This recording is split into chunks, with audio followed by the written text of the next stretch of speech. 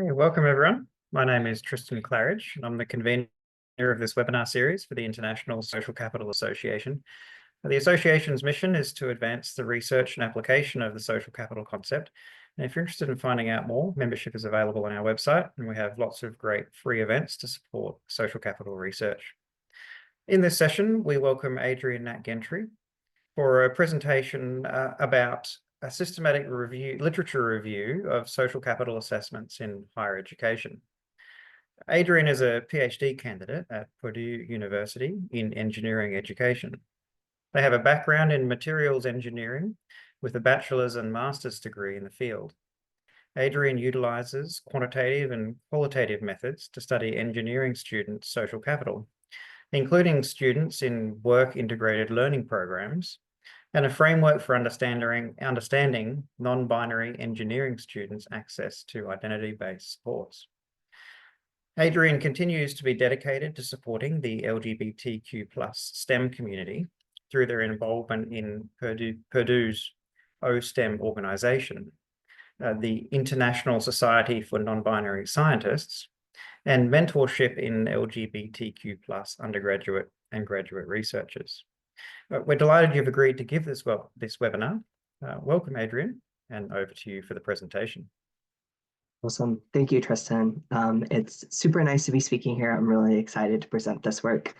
So as he's mentioned, I'm going to be presenting on the behalf of a team of us, including Dr. Julie Martin out of University of Georgia, who is a content expert in social capital of engineering students, and my dissertation advisor, Dr. Carrie Douglas. So to go ahead and get started, I like to start with the main takeaway of my presentation. So if you don't pay attention after this point, you've still got it. So in social capital research, there are many assessment methods and operationalizations to choose from. Some are more commonly used than others. And researchers can utilize this literature review as a guide to select methods, operationalizations, and assessments already developed for higher education contexts. So now that I've made my claim, how do we know what methods, operationalizations, and assessments are out there? Well, my team and I conducted a systematic literature review. As I said, I'm a PhD candidate in engineering education at Purdue, and my primary advisor is Carrie Douglas, who's an associate professor at engineering education at Purdue. And I'm also advised by my committee member, Julie Martin, who is a professor of engineering education at University of Georgia. So to center how our positionality as researchers, our team primarily uses lens network theory of social capital to understand the role of social capital in a higher education student success, primarily engineering students. We use social capital because it's highly linked to educational outcomes like persistence, well-being, academic achievement. Additionally, social capital is a useful framework for understanding how institutions may better support students rather than viewing them, their lack of support as a deficit of the student. And additionally, social capital has been well established as a framework to guide development of educational interventions and then to assess those interventions. Social capital can be explained in many ways, as you probably already know, and it's specifically dependent across many fields. But for our study, we focused on two ways to view social capital. First, through an individual lens, and then second, through a community lens. As we know, many seminal researchers fall into these two specific categories, some of many categories. Historically, Bordeaux and Lynn operationalized social capital as an individual's access to resources within their own personal networks. Thus, access to social capital is dependent on an individual's membership in a social network, and that may vary by size and heterogeneity, and also just generally the amount of capital possessed by those individuals in that social network. Specifically, in these terms, the ego as the individual and the alter as the individuals in the social network. Coleman and Putnam define social capital in terms of a community lens or the collective good, where resources exist in relationships, social organizations, and a strong community. Social capital as the collective good supports the individual through social networks and the norms of reciprocity and trustworthiness that arise from them. That's a quote from Putnam himself. rather than focusing on the individual specific alter ego relationships and network. So I spent some time explaining a few of the many seminal researchers, and this came with multiple definitions of social capital, multiple constructs, multiple assessment methods, and multiple methods in general. However, I think that Maxon really nicely defines this, that even though there are all of these people, there's a lack of consensus regarding an accepted definition of the construct, a theorized conceptualization of its structure, its relationship to other variables, and what I'm going to be talking about, which is how best to measure it. So for a new researcher to social capital, like I was back in 2020 when I started my PhD, this can make assessing social capital very challenging. So back in 2020, as an early PhD student, I started this literature review, and I'm going to share with you the research questions, the methodology, and then our results. I was guided by two main questions. How is social capital operationalized in higher education, specifically thinking about students entering higher education and students currently in it, with a focus on undergraduates? And what type of scaling and survey design techniques are used to assess social capital in higher education? So this is a systematic literature review. So I'm going to talk a little bit through my search string and my databases. We queried 8 educational databases for the first version of this study, which was a conference paper at the American Education Research Association. And then for the manuscript, the journal manuscript, we add an additional database of the Web of Science database. We specifically did this to make the study more rigorous by having a wider scope. We didn't know at the time, but this greatly increased our number of international studies and added a few international focus frameworks. So to share my methods, I first queried 9 databases, and then I screened both titles and abstracts. You can see I ended up reviewing 380 title and abstracts. To be included when I reviewed full articles and abstracts, they had to clearly align with social capital. For example, a study that used community cultural wealth has social capital aspects of it, but I was looking for studies that were only using or were true to using social capital theory itself. It also had to have participants entering undergraduate education, such as high school seniors or non-traditional students, or be about current undergraduate or higher education students. And also it had to be a quantitative instrument because we're talking about how it's assessed. So in the end, I read over 150 papers that all talked about education studies, and I ended up analyzing 93 of them. This was a huge endeavor from start to finish.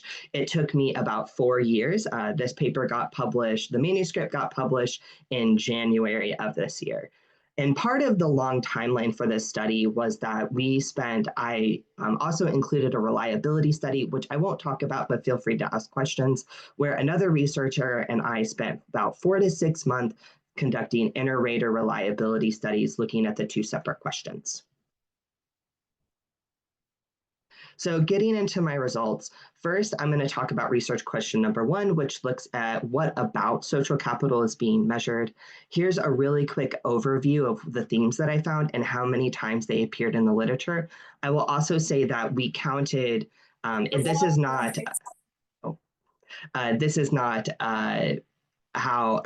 the number, so sorry, let me restart. Many of these themes were present in multiple papers, so those papers were counted multiple times. So as you can see, this doesn't add up to 93. And I found 4 overarching themes of social capital being measured, which was social capital being measured as social networks, as actions, as shared values, and being measured through proxy variables. So the largest theme that I found was measuring social capital as social networks. I'm sure this does not surprise anyone. The most operationalizations were social networks. This mainly looked at the presence or characteristics of a social network. So I think you can see in the first one, how often do you contact each of the following individuals to discuss matters related to, a higher education context? This is asking about how many times they interact with these people. We also saw many papers operationalize social capital as the presence of a social network. So, for example, you see in the second example, do you know at least one family member who is a medical doctor and one friend who is a medical doctor? All of these types of methods were utilized Likert items or other methods such as name generators or resource generators. For studies both used generators, social capital generators, and Likert scales. And if you don't know what a social capital generator is, I'm going to get to that later. And the types of it also measured the types of relationships and the types of supports being provided. Another subset of papers operationalized social capital by assessing the ego's network ties through bonding and bridging capital, or bonding and bridging networks. 11 of the 13 studies actually ended up using the bonding and bridging capital through Likert scales, often including Williams Internet Social Capital Scale for bonding and bridging capital. And I'll talk a little bit about that later. And then you can see two examples here, bridging capital being, connecting to other networks. So interacting with people makes me want to try new things. And bonding capital is the security in one's own network. There are several people I trust to help me solve my problems. And then lastly, for social networks, a handful of studies operationalize social capital as the act of networking. This was generally entrepreneurial type papers. So the next most common operationalization was focused on purposes of actions as defined by Lynn. If you don't know, Lynn defines expressive actions as the emotional supports an ego accesses from an alter, and instrumental actions as the goal attainment supports that the ego accesses from their alters. Most studies we found did not specifically reference Lynn's purposes of actions, like specifically mention the framework. However, we frequently saw measures in items include terms such as social supports, which I then coded as expressive actions, and informational related capital, which I then coded as instrumental actions. This actually aligns very well with another literature review that was published in 2020 by Mishra, and she has a very comprehensive review of social capital and higher ed, and this is also how she ended up categorizing these types of actions. So for example, instrumental actions, the example here is if you needed advice about school, could you get helpful advice from your mentor? And expressive actions is I can talk about my problems with my family. Obviously, eliciting expressive actions, eliciting those strong ties or those really close relationships, and instrumental actions, eliciting those bridging networks or those weak ties, whichever framework you like to use to refer to them. Then the third theme that I want to talk about is a less common operationalization of shared values through social participation, communication, values, and trust. I had a really hard time finding an example item of shared social structures, mostly because they all use the same framework, which is Sherry's 2013 framework. So none of those studies actually ended up sharing any of their items, but I can talk about the trust items. 12 studies measured trust as an indicator of social capital. These studies generally paired measuring trust with bridging capital, social interactions, and exchange of information, such as instrumental actions. And trust, while not explicitly an expressive action, was generally measured pretty similarly, I found. For example, Brower and Jansen operationalized trust as, quote, the extent to which members of the learning community could rely on each other for support. So, and then this is reflected in the Krishna and Schrader item here, which I believe is the social capital assessment test. If I remember, it's the SCAT instrument. And here they give the example, most students and faculty at this university are basically honest and can be trusted. And then I also want to share the shared social structures is an example of a framework that came out when we queried Web of Science. This was because this framework was mainly only used in our international context. I believe most of the studies were focused around Iranian agricultural students. So when we queried the educational databases, none of those studies came up. But when we queried a database more focused and more broadly focused on, education and outside of education, we found that additional frameworks and authors were showing up. So this is something to think about when you're conducting your own searches of the literature to make sure you're not only using a database specific to your field, but also a more broad database. And then lastly, I have this theme that I'm categorizing as somewhere in between networks, actions, and shared values. And this is specifically all just one framework. So 4 studies utilized Nafiat's and Goshal's 1998 framework for structural, cognitive, relational, and behavioral social capital. And many of these studies actually ended up using the integrated questionnaire for measuring social capital by the World Bank. So that is what the GRU-TERT author is. So for structural social capital, which focuses on network ties, an example is about how many close friends do you have these days? This was not specifically for an education context, as you can see, but many people applied it to an education context. And then also for cognitive social capital, another example is how well do people in your neighborhood help each other out these days, which is mainly looking at ideas like trust and shared values. And then the last operationalization I'm going to talk about is the use of proxy variables as indicators of social capital. Proxy variables such as family engagement and involvement in organizations is rooted early in social capital work. Coleman himself assessed social capital through involvement in religion. So this is not new to the field of social capital. So Sandifer actually ends up talking about this extensively in their paper, and they noted that the use of proxy variables can be valuable for assessing social capital, as the eager alter social network is really hard to assess. However, I want to warn researchers against only using proxy variables because they can be misleading. For example, one of the proxy variables that Sandifer uses is the number of siblings in a family. And this is not a very strong indicator of social capital, since true social capital can only be measured through direct measures of an alter ego relationship as defined by the theory. And then talking about community participation, community variables included participation in specific communities, such as political communities. One of the examples I saw was participation in a communist party in China. Also school-based, such as participation in after-school sports, and religious activities, such as attending church. And I will also say that we generally saw proxy variables coming from well-established nationwide surveys. For example, in the United States, that would be the Higher Education Research Institute's freshman survey and the National Survey of Student Engagement. And those are distributed, I believe, every few years. And I also want to note that we ended up seeing community participation really come out in the Web of Science articles, specifically focused around cultural context. For example, participation in religious and political communities that are not specific to the United States or the Americas more generally. Okay, so I've talked for about 20 minutes now, and I'm getting ready to switch to talking about survey designs. So I want to take a moment and ask if anybody has any specific questions about social capital operationalizations. And it's totally okay if nobody doesn't, but I just want to provide a breather for people listening.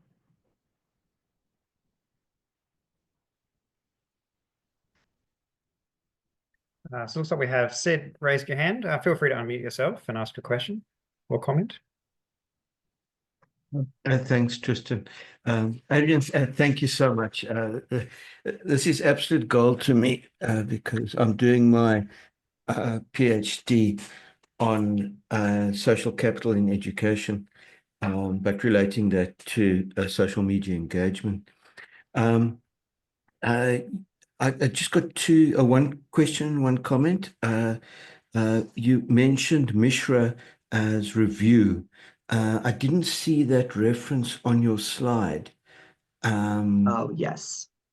Okay. The reference is in the manuscript, if that is helpful, and it's Mishra's Systematic Literature Review. It was in the Education Review Journal, and if you're unable to find it, my email will be at the end, and I'll be able to provide that reference. But it is referenced in the manuscript. And then just one comment. I see, did you ever come across Kuwabara's lay theory of networking ability, the Lana scale? No, I did not. What is that about? Well, that looks at agency. So your lay theories of your ability and how that impacts your agency for networking. But that relates more to networking theory, but indirectly, I suppose, to social capital accrual. Yeah. That makes sense. I was very careful to keep my frameworks very social capital specific because, as you can see, I already reviewed 93 papers. And if I was just slightly less specific with my inclusion criteria, I could have very easily reviewed more. And so yes, many of these are only social capital focused. Okay. Thank you so much. Great. Awesome. Well, I think I'll go ahead and continue on then.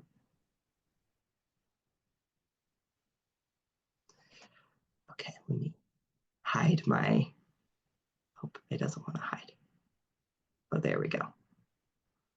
All right. Okay, so now I'm going to talk about research question number 2, which is focusing on the methods used.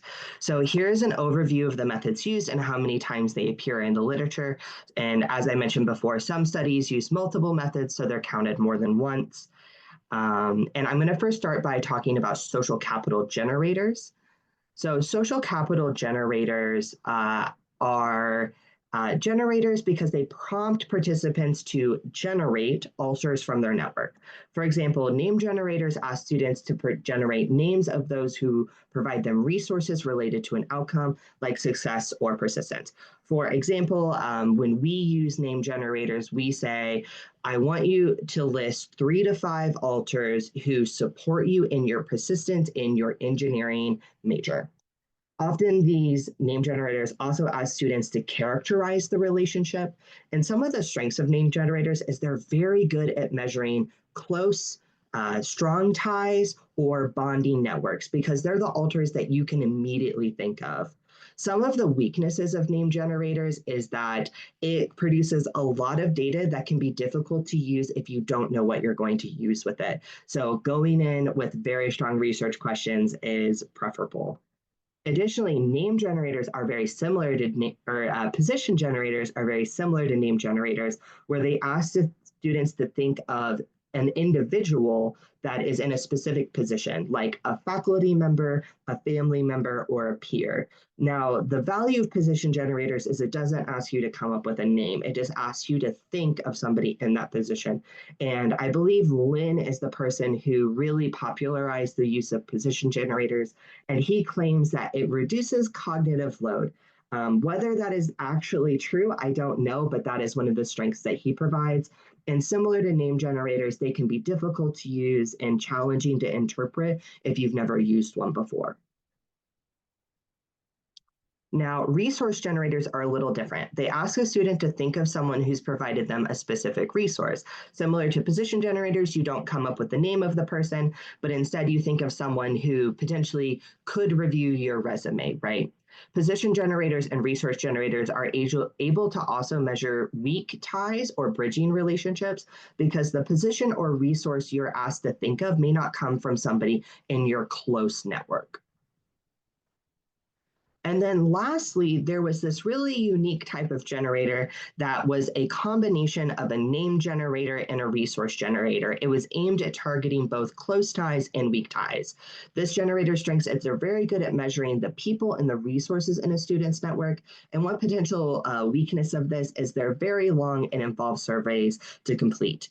And I can say that from personal experience because this is the method that we use in our research. This method, I believe, was developed by my committee member, Dr. Julie Martin. I believe she was the first one to really come up with this idea. And this is part of a combined name and resource generator where we ask people to think of the individuals in their network. And then we have set up the survey to then show those names and then provide resources that they could provide. There's also a second part of the survey that I don't share, which is very similar between a position generator and a resource generator, where it comes up with specific positions like faculty members, academic advisors, peers, and it's mainly focused more on the weak ties. And then it asks multiple resources and have them select which resources are provided by those specific positions. So this is a really unique way of capturing this data, of both capturing strong ties and weak ties. However, it generates more data than you know what to do with, in my opinion. So proceed cautiously. And then next, I'm going to focus on Likert and social network analysis. So two methods that we found were Likert scales and dichotomous scales and social network analysis. For us, social network analysis often asks students to look at a list of people in an organization and characterize their relationship with the individuals on that list. A strength of social network analysis is that researchers can get a really comprehensive understanding of the social networks at play. However, they generally require a closed system. So you need to be able to identify all of the individuals in the network. So that way you're able to make claims and analyze the strength of the networks. So for example, if you wanted to look at a mentoring program where you have a list of all of the mentors and all of the mentees, social network analysis is a really strong tool for you to use. However, if you want to look at the social networks of university where that list is considered open because there is, thousands of people in that network, this is probably not the method for you. Maybe consider a generator method instead. And then lastly, I actually end with the most common method, which was Likert and dichotomous surveys. Some studies created or utilized scales specifically developed for measuring social capital. And on the other hand, some studies use items from large nationwide surveys, as I showed with the proxy variables. Likert and dichotomous surveys may have strong validity evidence and quick completion times, making them ideal for collecting data, but some surveys may struggle to capture social capital as they may not directly assess social networks. And we'll talk about that a little bit more.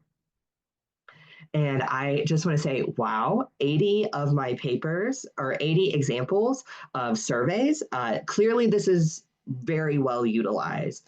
And I just spent all of this time talking about all of these other types of methods, but surveys were the most utilized. So let's break down the types of surveys that I saw. And one of the ways that I did this is I actually kept track of what surveys were being used in the papers. So for example, the most commonly used survey was the Internet Social Capital Scale by Williams, and then the Starobin survey, which is the Student Success Literacy Survey. I will say a lot of those citations were actually from the same research team, so take that with a grain of salt, but also the Van der Gogh's resource generator was really well utilized, and the National Survey of Student Engagement. So I'm going to talk about a few of these surveys. So the Williams Internet Scale is specifically used to assess bonding and bridging capital in the internet age. It is from 2006, so it does have maybe some archaic ways of viewing the internet, but it's still very applicable, and a lot of people have adapted it for education contexts. And one of the example items is the people I would interact with online or offline would be a good job reference for me, which is still very applicable in 2025. Another example is the National Survey of Student Engagement. I believe this is a United States specific survey, so some of you in other nations might not have heard of this, but this is specifically used to measure student engagement in educational practices focused on college settings. And one of the examples of this is indicate the quality of your interactions with the following people at your institution, and it is a choice of different types of faculty members, and I believe other institutional alters. And then lastly, the Krishna and Schrader Social Capital Assessment Tool is a very comprehensive and very well-used tool even outside of education. It has a quantitative portion that focuses on measuring structural and cognitive social capital. And one of the examples is students and faculty at this university are always interested in their own welfare here, really capturing the, I believe, cognitive social capital or the focus on trust. So those are all of my results, and I'm going to start to talk a little bit about the discussion and the implications of this study. So first, there are challenges with common operationalizations. You might have started to hear me or started to pick up on me hint at this, but the common operationalizations in the literature generally provided what we would consider surface level information about the alters and a student social network. Generally, they were focused on interactions or even just the presence of a network, and that doesn't provide in-depth, rich information about social capital or about social networks. So instead, we encourage more direct operationalizations of social capital as by measuring the actions, by measuring the characteristics of the social network or the resources available in that social network. Next, challenges with surveys. We found that Likert and dichotomous survey designs were used significantly more than social capital generators or social network analysis, despite lacking alignment with theory or endorsement by seminal authors. Partially, this is because they are easier to distribute and analyze than social capital generators and network analysis. But social capital generators and network analysis directly measure the social network characteristics, the resources embedded in them, the alters, the relationship between the alters and the ego. And we found that these generators to be some of the strongest methods to measure social capital, as they directly measure access to resources and are strongly aligned with social capital theory, with position generators being developed by Lin, I believe. And then lastly, since this was kind of an exploratory study for us, we noted some more interesting trends that I haven't noticed being talked about in the literature.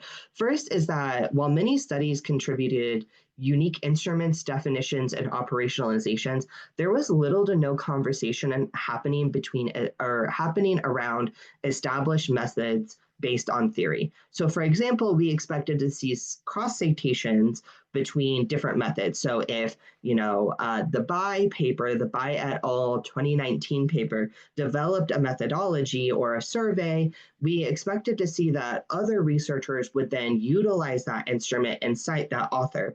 But instead, we found no papers that cited other social capital studies methodologies. They may have cited a seminal author in a seminal methodology, such as Van der Gog's resource generator, but rather we saw that authors were citing other authors on content or context. So for example, if one study was focusing on commuter student social capital, other studies would cite that study on commuter student social capital. And then lastly, we found that the international studies that were queried by the Web of Science database brought unique perspectives to social capital research with the addition of new operationalizations and frameworks. In the 24 international studies we analyzed, we found that cultural contexts such as local religion, politics, and societal norms played an important role in the definition and the operationalization of social capital. This is also really important to be thinking about when you're adapting other instruments for use in your country with your students, as cultural relevancy is very important in social capital. One of the studies in particular talked about Guangshui networks, which was a Mandarin term for very specific types of networks between alters and egos. And so if you went ahead and picked up that paper without acknowledging the cultural relevance, then you would probably be missing a lot of the context of that study. So then going to focus on the implications of this work, for me personally, as a researcher interested in assessing social capital, and when I started this project, a new researcher to education, it was really challenging for me to find a methodology and an operationalization that made sense for how I wanted to assess social capital. And I was having a hard time finding a study who already did it. And so I ended up writing a study that I wish had already existed, and it provides some consensus on how to contribute and create intellectual communities around assessing social capital. I also want to talk about some very tangible and important takeaways that I wish that you take with you after this presentation. And this comes from our positionality as some of us as social capital researchers and some of us as assessment-focused researchers. So merging our positionalities together, we came up with these four implications. The first one is the use of a strong theoretical framework. So, for example, I saw multiple papers that developed social capital instruments or maybe just regular surveys that had no alignment to a strong social capital framework other than just acknowledging that Bordeaux existed. And so I really encourage you, as you are assessing social capital in whatever context that you are assessing, that you consider using strong frameworks to guide your operationalization development and your methodology selection. For example, our team uses Lynn's network theory of social capital to guide our understanding of the data and our collection of the data using a name and resource generator, and how we interpret the types of actions and the types of social networks. Next is a real homage to a couple of research papers, I think by Enderbergs, that really focuses on theoretical alignment and what I believe he or they call theoretical purity, which is the idea that the further that we get away from direct indicators of social capital, the harder it is to make strong claims about the social capital of our participants. So first, we're really encouraging direct indicators of social capital through operationalizations that measure, actions from alters, very direct interactions, or like resources accessed. So thinking about those direct indicators rather than proxy indicators, and also selecting survey methods that are direct indicators. While surveys are very easy to use and sometimes very easy to generate, they do not provide strong evidence of the support provided by alters in the social network. Instead, we really strongly encourage using social capital generators or for open networks and using social network analysis for closed networks. And then lastly, following strong assessment principles when you're conducting this kind of research. One option is to be able to conduct your own validation studies before reporting the results. I understand that not everybody here is an expert in assessment development. And so another option is using the established instruments that have evidence of validity that I've provided in this paper, specifically ones that have been utilized for a long time, and instead of creating something new, adapting those pre-developed surveys for your own context. And so now that I have soapboxed on social capital assessments, I'm really grateful to be here. I really thank everybody for listening, and Tristan for inviting me to speak. I was really excited by the opportunities, my first time presenting on this manuscript. And if you are curious, as noted, I say a lot of verbal references, and I have a lot of references on the slide, but all of them are included in the manuscript, which is Gentry et al. 2025 with Frontiers in Education. So, and I also would like to thank the multiple sponsors that paid for this research, such as NSF and the Department of Defense. So that is all I have. Wonderful. Thank you, Adrian. Fascinating presentation. So we'll hand it over for questions and discussion now. Feel free to either raise your hand, which you'll find under the React button at the bottom in Zoom, or alternatively, you can post something in the chat. When I call upon you, you can unmute yourself and ask your question. Or if you're not in a position to ask the question yourself, just let me know in the chat and I'd be happy to read it out on your behalf. So we've got a question straight away. So Mary, feel free to unmute yourself. Hi, Adrian. It's a real pleasure to meet you. Can you guys hear me, by the way? It's very noisy where I am. Yes, we can mostly hear you. Fantastic. Sorry, I work at Google and it's always busy here. I'm very intrigued by the collection of research that you've done. I just want to say a big thank you, because I think measurement of social capital, especially in big tech, is something that my team and I are trying to evangelize. So I'm curious, we adapted a survey by Chen, which was a public health survey that was meant to track the spread of the common cold, and basically adapted it for the sake of our program, which is an after-school computer science program that's funded by Google. And I was curious to hear your thoughts about adapting validated social capital surveys from one kind of content industry to another. Have you seen that in practice? Do you have strong thoughts about that? Would love to just get your response about that. And then I have one other question.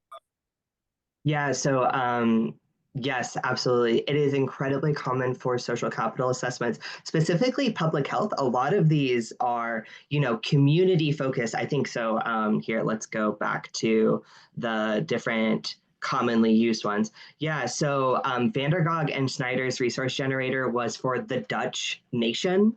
And then Williams's social capital scale was also not developed specifically for education. The national, I believe, the social capital assessment tool was also not developed specifically for education. So a lot of these scales are public health, sociology, or even just community driven surveys to look at social capital. So it is incredibly common to adopt pre-developed social capital surveys for your context. Sorry, I muted myself because I actually would love, if not in here, but I'm going to throw the link for the social capital scale that we adapted into the chat. And I'd be curious if maybe like at a later point, we could get your thoughts about the legitimacy. It has been validated by external entities, but like you said, there's kind of some debates around, what is truly valid and what's not. I'm also curious to ask, and this is very symptomatic of me working for a big tech company. Do you think that there's any implications that artificial intelligence will have in either the improvement of adoption of social capital instruments, or any thoughts about kind of the way that AI may affect any of this work? Yeah, so I will say I am not an AI expert. I'm completely, this is my unprofessional opinion. One, if you're talking about being able to find social capital assessments and then adopting social capital assessments, if you've ever used ChatGPT to find a paper, good luck with that because it tends to generate its own paper names. But there is AI tools like Cite AI that are very useful. So I've used Cite AI to find other studies related to social capital, and I've also been able to use other systematic lit reviews. So Cite AI pointed me towards other systematic lit reviews that talked about different social capital assessments. So I'm pretty sure I found the Mishra paper that was published in 2020 through using Cite AI. So, but if you're looking for a way to find social capital assessments, I wouldn't use AI. I would use some of these really comprehensive literature reviews such as mine or Mishra's, or there are multiple that are outside of education that are still really valuable. Does that answer all those questions? Very much so. Thank you. And I have more, Oh, but and there's other people. yes, take a screenshot of this because if you post something in the chat, I'm going to lose it. So why don't you send me an email and I can definitely look at it and provide some feedback. Great. So if there are other questions, feel free to either raise your hand or post in the chat, and we'll make sure we get to those questions. I think I did a very similar kind of exercise, but I cast the net very broadly. In 2020, I did a review of 250 peer-reviewed journal articles on social capital. And I cast, as I mentioned, I cast the net very widely. I simply used Google Scholar to identify potential articles to include.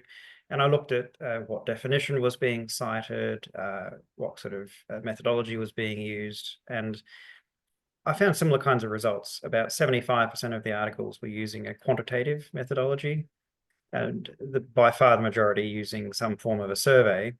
And I was also surprised to see that there was very little consensus about the way to go about developing survey, and very few established instruments were being used, with most authors compiling their own survey from bits and pieces of perhaps pre-existing survey instruments.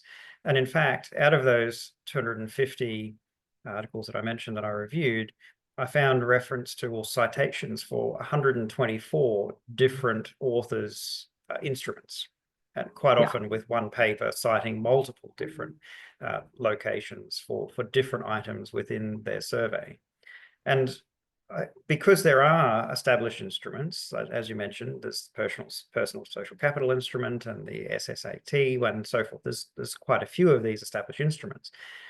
but I didn't find any one of those instruments used more than about 6 times out of the 250 articles. And I think, I'm surprised by this. And I think people quite often ask me, how do I measure social capital and what is the established instrument for it? And there doesn't seem to be an answer. Yeah, So our findings no question completely there, but line I'm up. certainly interested in your thoughts, about that. Yeah, no, I was really surprised, and so was the education researcher, Dr. Julie Martin, that I was really working hand in hand on with this project. Because in engineering education, because Julie has really revolutionized the use of social capital in this like very new field, we all tend to measure social capital very similarly because we have this seminal author in our field that we all refer to. But once you get outside of these small fields, it is no man's land of social capital assessments. And so I noticed that the most commonly used social capital assessments were nationally recognized, or they were for national distributions. So, for example, the social capital integrated questionnaire is what I believe it's called, was developed by the World Bank, right? Or the social capital assessment tool by Krishna and Schrader was developed for an international context and was widely distributed, right? So getting outside of those nationally distributed fields or nationally distributed surveys, finding something specifically in your field is probably your next best bet. So finding how your field operationalizes social capital and finding assessments that are specific to your context is probably your best way to create a community around a social capital assessment. Because once you're only looking at methodologies, as I've shown, there's very little relationship between those surveys. But if you're looking field and content specific, you're probably able to find similar, well-distributed surveys. And I'll also say this was education specific. I'm sure that some of these surveys are used outside of education, but this is what I found for higher education in particular. Yeah, I think that's really true because as soon as you move into some of these other spaces, then it shifts from perhaps an individual focus to a community level focus, and then the methodology, of course, will then shift quite considerably. And at that kind of whole community or even society level, the availability of data becomes one of the biggest challenges. And we then see, I think, a lot more use of proxies to try to use existing data sets for the measurement of social capital. And I completely agree with everything that you said about the use of those proxies, is that the connection to the theory becomes quite often very tenuous. And what I think is often missing from a lot of these papers is the explanation or the justification of the choice of these proxies and how they do actually connect to the underlying theory and what they're actually interested in. And I find that surprising because surely if you're using a proxy, you should establish its validity in some way, or at least justify its selection. And I think that is quite often missing. I mean, did you find a similar kind of thing in the education research? Yes, I definitely did. I will say that a lot of proxies used in this research are nationwide studies. So I think that's the best of the weakest way to measure social capital, is using these like content specific education, widely distributed, widely validated education surveys. So for example, the National Survey of Student Engagement is a really great example of a survey that has a lot of history, it has a lot of evidence of validity, and it has a somewhat similar context. It is looking at college students' engagement in college. And I think that that is your best bet if you want to take a survey that is completely like a proxy of social capital, because it has no alignment to social capital theory, and use it to measure social capital. Having a very rigorous standard for selecting these proxies is important. And I think Sandifer does a really nice job. If you've never read that paper, it goes into depth of explaining why she did this and justifying the use of proxies based off of Coleman's use of proxies, and acknowledges the limitations of it. But some of these studies are done, they're put together because they're an intervention, right? Like we're going to have this program to increase students, connectedness on campus. And oh, we should probably evaluate the program, right?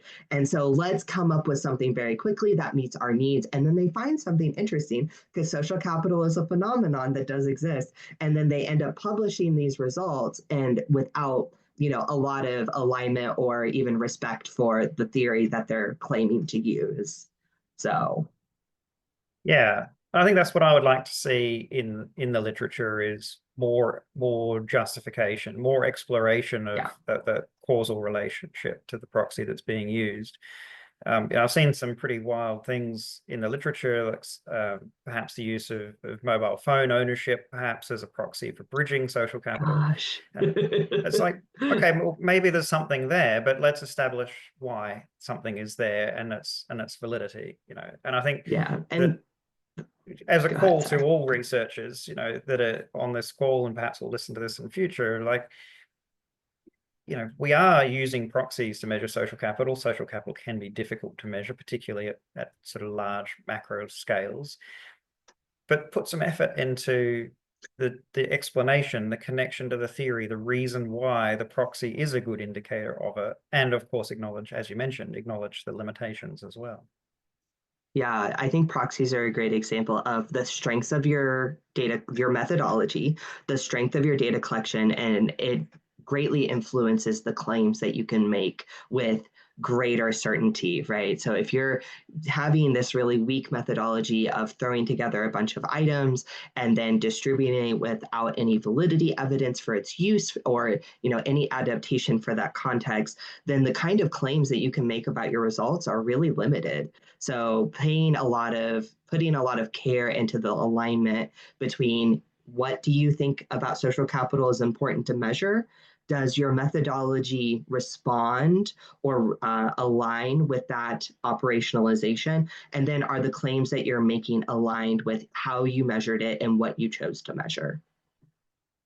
Yeah, no, I completely agree. There's a comment come through on the chat from Jisoo, says, interested in how the social capital literature and social support literatures may overlap. I know they come from different tradition and definition, but when they're operationalized, that's the end of the comment. Yes, interested in your thoughts on that overlap there. Yeah, so one of the criteria for the study was that it had to mention social capital. So if it did not say social capital one time in the paper, I did not include it because it's not using the framework, right? However, I did end up, because of that, removing a lot of social support literature. And some researchers also consider social support and social capital to be synonymous. So that was also a challenge of people were talking about social capital, but weren't paying any attention to the frameworks. And so I would say that depending on the field that you're in and the robustness of their social capital literature, social support literature might be a nice replacement for social capital literature. But if you're looking for alignment between the theory and the results, and I primarily focus on social papers that utilize social capital. I hope that answers your question, that yes, they come from different traditions and have different definitions, but depending on your field's use of social capital, social support literature might be equally valuable. Yeah, and I think there's probably some other overlaps as well. We all know there are. The social cohesion, of course, being one that overlaps quite closely, particularly at the macro level. And there's lots of others as well, I think. So, social capital as a term, like there's so much overlap with so many other things, yes, particularly trust and goodwill and solidarity and so forth and so forth. Mary has another question or comment. Feel free to unmute yourself. I don't have to go if other people have questions. I don't want to dominate the conversation. So no, if anybody else go ahead. Okay. So this is all very fascinating and incredibly helpful, but this is a group, I suspect, of people who have research backgrounds, academic backgrounds, are very well versed in the concepts of social capital, social network analysis, etc. So right now, the political landscape is kind of causing the US to move a little bit more in the direction of like valuing the idea of a meritocracy in which skills get you to the top. And I'm curious, Adrian, this feels also like a good moment to kind of bring up the importance of also understanding social capital theory to people who are in charge of education institutions, hiring, workforce development. And I'm curious, I know this is a little bit out of the scope of the nature of this talk, but I think, are there ways in which that you find yourself being successful in explaining that social capital can be measured and how to do it to people that don't have the same academic or research background that you do, knowing that those folks ultimately can help be the distributors of this kind of work? Yeah, so I actually I acknowledged one of our sponsors, which was the Department of Defense, which is probably not the first institution you think of when you think of social capital. And one of the reasons that this work was partially funded by them is I spent a lot of time developing an assessment that uses a social capital generator to measure career development supports and workforce development programs. So essentially what I did is I reviewed all of the mentoring literature focused around social cognitive career theory. And I overlapped where does mentorship, social cognitive career theory, and social capital all fit together. And so one of the things that I did is I created this generator that asks engineering students and a workforce or work integrated learning program to think of the people who support them in their career development with the factors, the constructs I was measuring being social cognitive career theory, which is self-efficacy, career outcome expectations, interest and goal development. And I think that using social capital generators as a way to measure these other concepts that maybe are more palatable to those who think that social capital is only a asset-based framework that only focuses on DEI or focuses on increasing representation, which social capital at its base for a lot of researchers is about increasing access and bringing other people to the table. But it also can serve as a way to understand things like career development supports. Any way that individuals are being supported, it can be a way to measure that. And so maybe that's a really broad statement, but it is used for a lot of different contexts. And so that's one of the ways that I use social capital outside of a social capital only education space, is specifically about career development in, Department of Defense workforce development programs. So, which is, maybe what you're kind of talking about in between the lines. And just a quick follow-up and then I'll be quiet. Did the Department of Defense come to you asking for that support, or did you approach them? So that's actually, so I'm a graduate researcher on a project that is ran, or my advisor is a PI on through the Department of Defense, and they were looking for a way to build a microelectronics workforce. And we as education researchers know that one of the ways you do that is you support people in developing their careers. So social cognitive career theory was the overarching framework for the workforce development program, which is a multi-institutional. I think it has, like 16 institutions. It has, or 30 institutions, 16 industrial partners or agencies. And so it's a very large program. And so understanding student support was a really valuable way to understand how our students were developing into microelectronics focused engineers. Awesome. So, welcome. All right, we still have a bit more time if anyone has any other questions. I think it's really interesting how, depending on the industry or the sector or the level of interest, what people think social capital is tends to be just a little bit different. And as a result of that, of course, we tend to measure it in different kinds of ways. And that might be an explanation for why there's so many different surveys out there, and people maybe even feel a need to develop their own surveys. They feel that the existing ones don't quite fit their interest.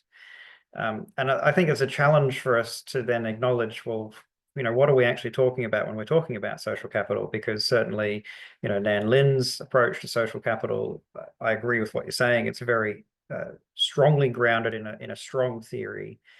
But then there are people who say, well, no, actually that approach and that way of understanding social capital doesn't quite fit the way that my particular area of interest. And so then they take a different approach, whether it's Bourdieu or it's Coleman or it's something else, I guess, is what I'm saying.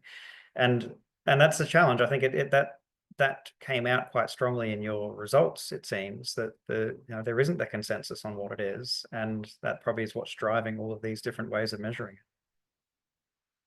Yeah, I queried education databases, but education journals were not the only thing I pulled. So I believe I had entrepreneurship journals, I had sports journals, I had medicine journals, because they were all focused on, students in higher education. And it really changed the different types of frameworks being used and the different operationalizations. And as I said, when I added the international data or the additional database with a focus on international papers, then it added, at least two new frameworks and ways of operationalizing social capital. So I think that it is what you're saying is that it's very hard, and we still, after this presentation, cannot provide a singular definition or a singular operationalization or a singular method, but referring to how does your field do it and using the implications or the takeaways that I provided, I think is the first step in making sure you're doing your due diligence when assessing social capital. Yeah, another thing that I found surprising was I found 75% of the papers I reviewed used a quantitative methodology, and it sounds like you found, I don't know, did any use a qualitative method? So I didn't include them, but I will say that there is another paper, I think it's the Dika and Singh paper, if I remember correctly, that, or some other education-focused lit review on social capital. And they interestingly provided the survey or the papers, whether they were qualitative or quantitative. And in education, it's more qualitative than quantitative. So maybe since you were looking at a different field or a different scope, you found 75% quantitative, but I believe based on, and I haven't read this paper in a while, but I do remember that there were more qualitative studies than there were quantitative. And a lot of the studies that I shared actually had qualitative portions. So they would have, either follow-up questions after the survey, or they had, instead of like an explanatory method, they were just multi-method in the data they collected. But there was still quite a bit of qualitative focus, which makes sense because education has a really strong emphasis on qualitative due to our smaller sample sizes. So, for example, Dr. Julie Martin, she's only a qualitative researcher. Or sorry, she also does a little quantitative. That's how she started working with us, but she is primarily a qualitative researcher. So. Right. Yeah, and like you said, I did cast the net. I didn't limit it basically in any way. Anyone who was doing research on social capital was included across every discipline and field of interest. And I guess I was surprised to see so many quantitative, because quite a lot of the research questions that I was finding were quite exploratory. They were trying to understand a particular research context, and they ended up defaulting to using a survey, which then seemed to push them into looking at correlation rather than causation, and didn't seem to be well positioned to be able to develop theory, even though their question really was about what is going on, trying to understand something, not just trying to look for a particular correlation. And I think that there is a dominance of using surveys in social capital literature, talking more broadly, not just about education. And that seems to be driven by people reading papers that use survey methods, and therefore they think they should use a survey method, even if it isn't actually well suited to answering their research question. But it doesn't sound like that's necessarily the case in education, though, if more qualitative research is actually being done. Yeah, I think that maybe to come up with a guess as to why you were seeing that is that surveys, you can distribute it to a population you don't really know. So if I make a survey and I want to, look at entrepreneurial students, then I can just send it out to, the entrepreneurial listserv, And I don't have to know the individuals in that sample, right? Where with qualitative data, you have to know the individuals, you have to be able to contact them, and you have to develop the protocol. Where surveys, you can just, do they interact with faculty, right? It can be very simple. But in quality or in engineering education and other education fields, there's still a use of similar methodologies that I shared and similar operationalizations. They're still measuring, interactions between the alter and the ego, what kind of supports they're being accessed. And for example, in my research, when I measure social capital qualitatively, I still use a name generator. I still ask students to tell me about somebody who has supported them and then tell me about the characteristics of that person and tell me about the resources that they're accessing. So even between quantitative and qualitative methodologies, a lot of what I've shared here still rings true for both. Yeah, I think that's a good point. And social capital to me does seem to lend itself quite well to mixed methods. Like it seems logical to be able to do that, because quite often you are interested in understanding that the context, and the qualitative is great for that. But then you also want perhaps to have some of that quantitative data, particularly if you're looking to put it out to a wider audience. So just to share a little bit more of the results from my analysis, I only found 18 of the 25 used a mixed method. And I was really surprised by that, because it's such a tiny percentage. I thought it would be huge, and it was just a fraction. Mixed method's hard. There's a lot of moving parts and a lot of methodologies. I'm sure you already know this. I'm preaching to the choir about this, but doing mixed methods very well is very challenging. So yeah. Yeah, I agree with that. I think the way I normally think about it is that you need to be an expert in both qualitative and quantitative if you're going to do mixed method. And that obviously therefore introduces a whole range of challenges. And the nice thing about quantitative methodologies, if you're using a pre-established survey, you don't need to reinvent the wheel, and you might not have the credibility to perform validation studies, but because you're using something that has been well tested, you don't need to do that. You can use it to measure, the intervention that you're interested in or the population you're interested in without having to, set up that ethos of being an assessment researcher. Yeah, sure. So there's a comment in the chat from Sabita where welcome any further questions you have. There's still a little bit of time. Make sure you get it in soon though.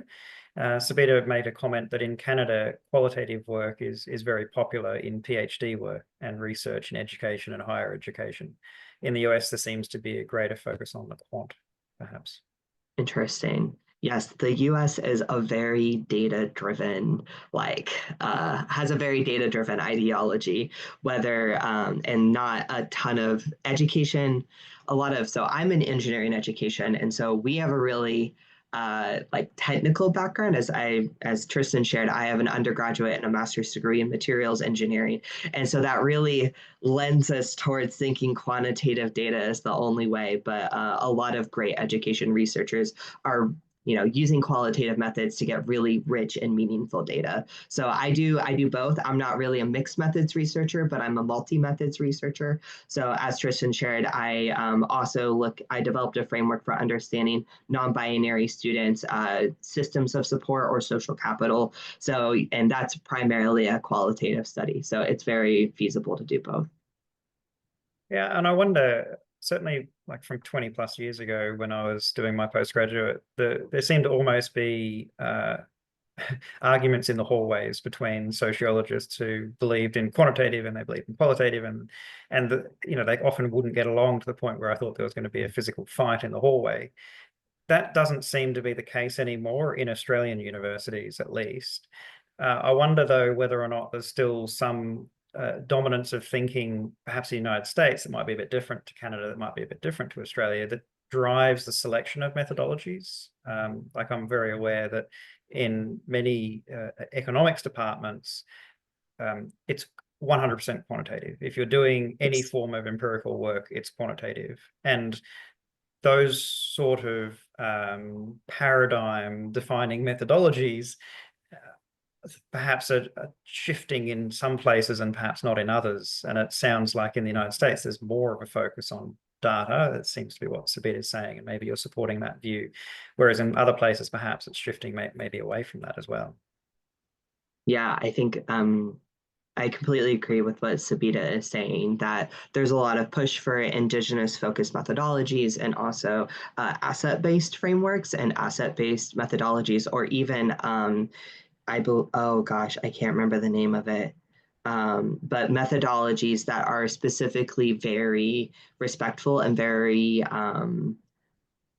promotive of the participants themselves. So, it's totally left me now, but we're very strategic in the data we collect and how that has impacts on the participants themselves. So yes, I completely agree with what Sabita is saying. It's recognizing that our participants are giving us access to information that is really meaningful to them, and, you know, being very respectful of that. Absolutely. Great. Okay. I Are there... really enjoyed. Sorry, go ahead. I was just going to also invite any final questions if anybody has any. Now is the time to get them in if you do. No, it's been a pleasure having you here presenting, Adrian. It's been really great to see your work. It's obviously aligns very closely with the sort of my interests and the things that I do as well, which is one of the reasons I wanted to invite you to come along and do this, because I think these kinds of reviews really help other researchers to see what's being done, and there's always lessons that come out of it about how we might be able to improve the way we do our research, which there was in your presentation, which is really great to see. Great. Awesome. Thank you so much for inviting me. I had a really great time talking about this. And I wrote this paper for it to be useful. I know we all do that, but sometimes some papers are aimed at a practitioner focus more than others. But I really hope that people are able to use this study to influence how they go about, you know, collecting their social capital data and also providing rationale for why they chose the methods or operationalizations that they did. So yeah, thank you so much. I really appreciate it. Great. Well, I'll end the recording in just a moment. We've got a great series of webinars coming up in the coming weeks, so check that out. If you're interested in the association, you can find out more information on our website. And perhaps if you haven't joined already, everyone, of course, is welcome to take part. We're looking at holding our first international conference on social capital next year.